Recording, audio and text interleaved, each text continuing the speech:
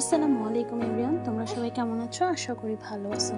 তো সবার দিনকাল কেমন যাচ্ছে? যেই পরিমাণ বৃষ্টি হচ্ছে আল্লাহ জানে, মানুষের অনেক ক্ষতি হচ্ছে। আবার তো আল্লাহ সবাইকে সুস্থতা দান করুক, সবাইকে ভালো রাখুক, সবাইকে ঈদটা যেন খুব সুন্দরভাবে কাটাতে পারে।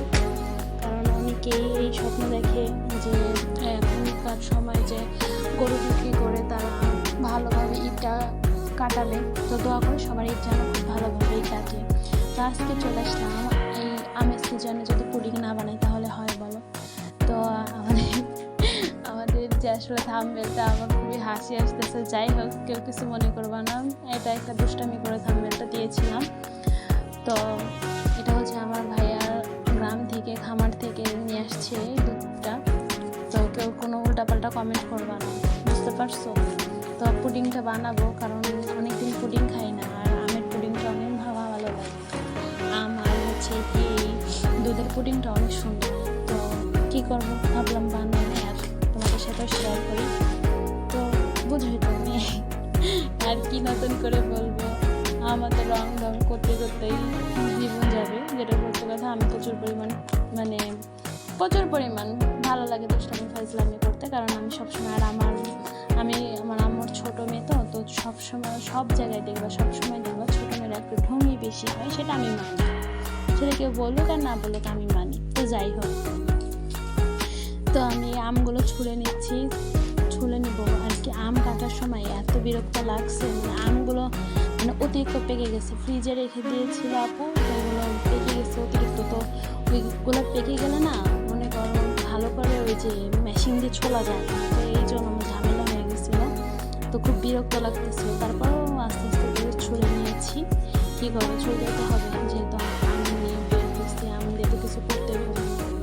তো ঠান্ডার কথা, আরেকটা কথা তোমাদেরকে বলি, এই যে কিছু মানুষ আছে যে খুব বাজে কথা বলেন। এই যে আমার আশেপাশে যারা জানেন যে আমি রাতে লাইভ করি, হ্যাঁ, একটা মানুষ রাতে লাইভ করলে যে সে খারাপ, সে তা কিন্তু না।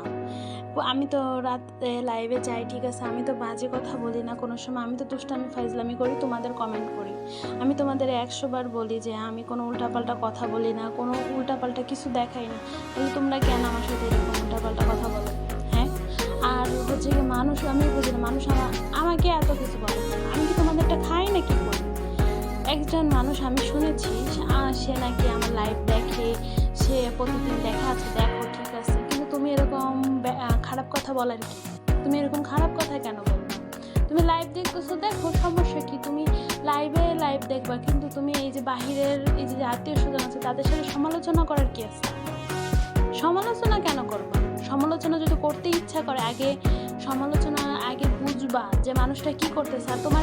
আর মানুষের নামে এত বদনাম করার তোমাদের এত ইচ্ছা কেন ভাই? নিজেরা কিছু করো না, নিজেরা কিছু করে তারপরে মানুষের নামে বদনাম করো। নিজেরা কিছু করো না, উদয় মানুষের নামে বদনাম, মানুষের পিছনে লেগে থাকো কেন ভাই? এমন কেন করো? তোমরা লাইভ দেখো ঠিক আছে, কিন্তু আবার মানুষকে নিয়ে কখন পড়ে থাকে জানো? যখন নিজে কিছু করতে পারে না, মানুষের ভালো দেখতে পারে না, তখন হচ্ছে মানুষের জ্বলে যায়, চুলকানি উঠে যায়, অ্যালার্জিতে এমনভাবে ধরে যে তাকে কিভাবে উল্টাপাল্টা বলে নিচে নামাতে হবে। ভাই, তোমারটাও খাই না, তোমার বাপেরটাও খাই না, আমি নিজেরটা, আমার ফ্যামিলিটা খাই, তোমাদের কারোটাই খাই না। সেহেতু আমার পার্সোনাল বিষয় নিয়ে বলো, লাইভের বিষয় নিয়ে কোনো সময় এরিয়ায় ছড়াছড়ি করবা না যে আমি লাইভ করে খারাপ, এই সেই, আমার ব্যক্তিগত ব্যাপার, ঠিক আছে? আর একটা আমি লাইভ করলে খারাপ হয়ে যায়, যত সব ফালতু লোকজনের জন্য মন খারাপ করে, মন খারাপ করে, যত সব ফালতু।